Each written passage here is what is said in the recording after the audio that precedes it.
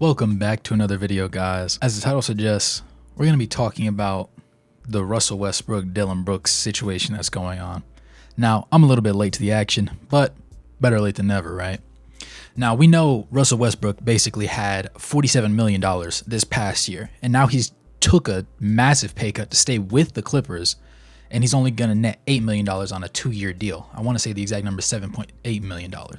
So a significant pay cut looking from his point of view. But when you think about it from him wanting to win and him wanting to be a part of something and in a place where he can call home, it makes sense. And it allows the Clippers to do a lot more from a financial standpoint.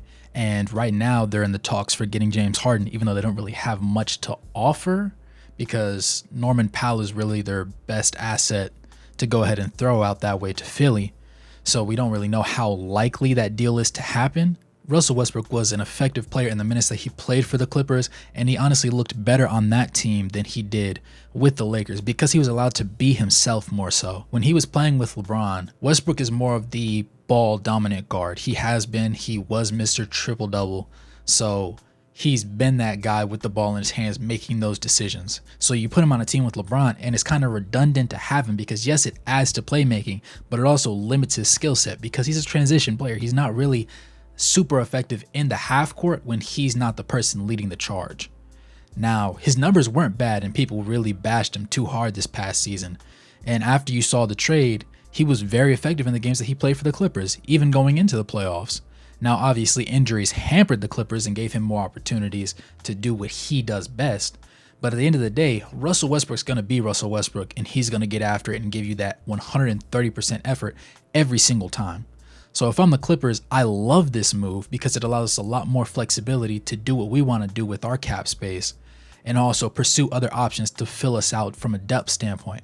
Now, if they can bring in James Harden, that's going to be a very dangerous roster that you have right there because you still have Kawhi, you still have PG, and if everybody remains healthy and plays to the standard they are capable of playing, because those are some top 50 player in the league, top really 25 for most of them, even at this point, that's a really solid team that's going to be a contender, and there's no reason they shouldn't be able to. Now, looking at it from the Dillon Brooks point of view, everybody says that him getting $20 million a year is an overpay, but with the way the cap space has just continued to go up with each passing year, somebody getting $20 million this year is like somebody getting 11 or 13 million a few years back. So it's still role player money. It's not necessarily what it was when you had all-stars and all-NBA talents making $20 million a year. So this is not an overpay by any stretch of the imagination for his skill set. Now, if you would like to say it's an overpay, it has to come from the part of his box plus minus. With the Grizzlies, they were worse when he was on the floor, and people say that he's a great defender,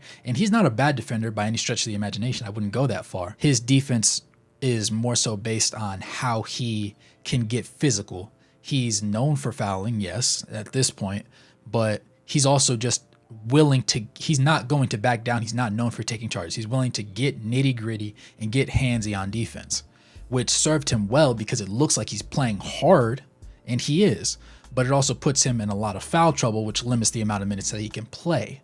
So if you're the Rockets, did you get better by signing him? Technically, yes. Was it a significant bump in where the floor is for your team? Not really at all. I look at the Dillon Brooks deal as it's not apples to apples to compare Dillon Brooks to Russell Westbrook this past season. Russell Westbrook was unequivocally the better player out of the two of them.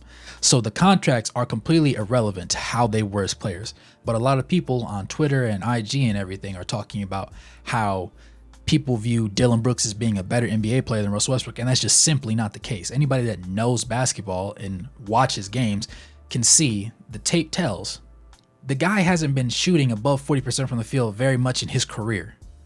Whereas you're facing a Russell Westbrook that even at his worst is still an effective, positive player to have on the floor for your team. And he proved it in his stint with the Clippers.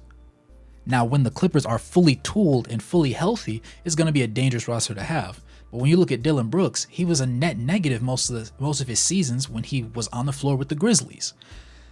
Now, that doesn't necessarily mean he's a terrible player. Would I pay him 4 years, $80 million? Probably not.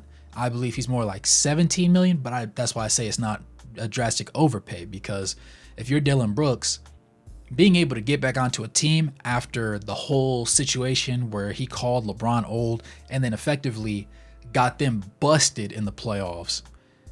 This is the best situation that you can hope for because you're getting paid a pretty hefty chunk of change and you have the opportunity to change your narrative from a personal standpoint on a team that doesn't have super high expectations to begin with. Coming from a shooting standpoint, he doesn't really offer much depth as far as that goes.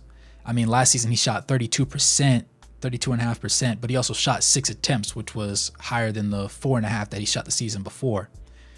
Now, he didn't shoot above 40% from the field. He did shoot under 80% from the free throw line. So his numbers really declined last season.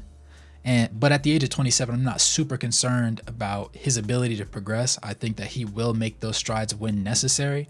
And I think that he's going to come back with a renewed vigor about himself because everybody views the Lakers.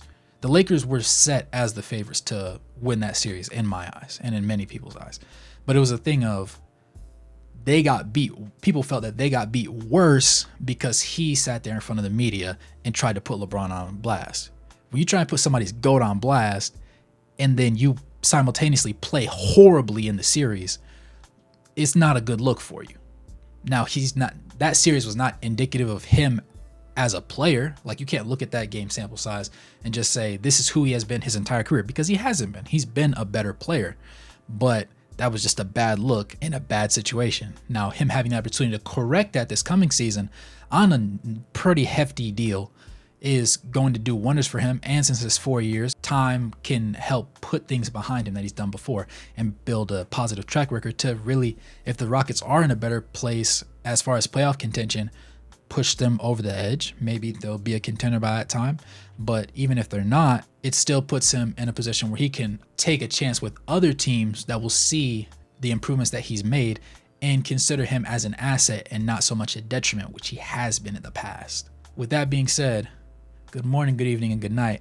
And I'll catch you guys in the next one. Make sure you like, comment, and subscribe. Peace.